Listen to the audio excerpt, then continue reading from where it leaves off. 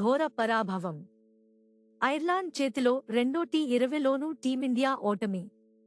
ప్రపంచ ఛాంపియన్గా ఉన్న భారత్కు ఇది తీవ్ర పరాభవం. ఓపెనర్లు విఫలం కాగా తిలక్ వర్మ అర్ధ సెంచరీతో పోరాడిన జట్టును గట్టెక్కించలేకపోయాడు. క్లీన్ స్వీప్తో సిరీస్ను ముగించిన ఐర్లాండ్. హర్మన్ప్రీత్ సంచలనం. 1-2 కాదు, ఏకంగా 4 రికార్డులు బ్రేక్ చేసిన లేడీ రోహిత్.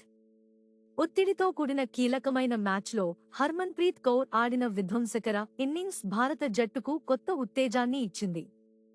ఈ గర్జన ఎప్పటికీ గుర్తుండిపోతుంది. స్మృతి మంధాన, షఫాలీ వర్మ సరికొత్త చరిత్ర. మహిళల టీ20 క్రికెట్లో ఆస్ట్రేలియాపై ప్రపంచ రికార్డు నెలకొల్పిన ఈ ఇద్దరు ఆటగాళ్లు ఒత్తిడిని జయించి ఇచ్చిన శుభారంభం భారత క్రికెట్ చరిత్రలో నిలిచిపోతుంది.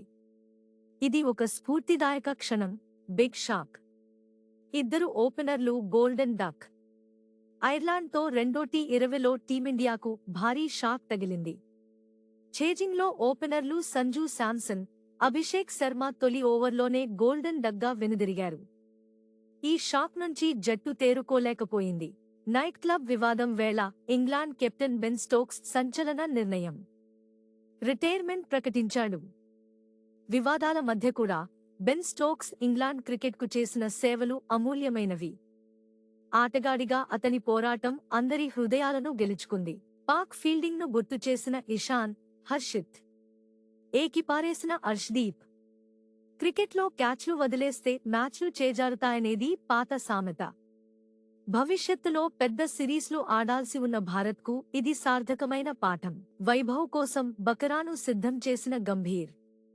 బుడ్డోడి డెబ్యూ మ్యాచ్ ఎప్పుడు, ఎక్కడంటే సంచలన ఆటగాడు వైభవ్ సూర్యవంశీ అంతర్జాతీయ అరంగేట్రం ఆలస్యం కావడం వెనుక భారత క్రికెట్ భవిష్యత్తుకు సంబంధించిన ప్రణాళిక దాగి ఉంది.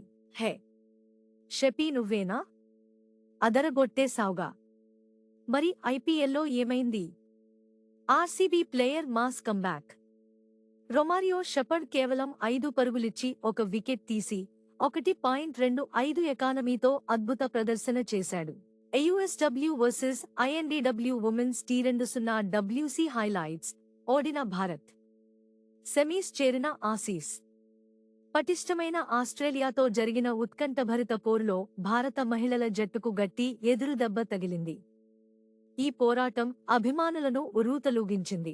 త్వరలోనే కావ్య మారన్, అనిరుద్ పెళ్లి క్లారిటీ ఇచ్చిన సీనియర్ నటుడు. ట్విట్టర్, ఇన్స్టాగ్రామ్లో కేవలం రూమర్లుగా సాగిన ఈ వ్యవహారం ఇప్పుడు నిజమని తేలిపోయింది.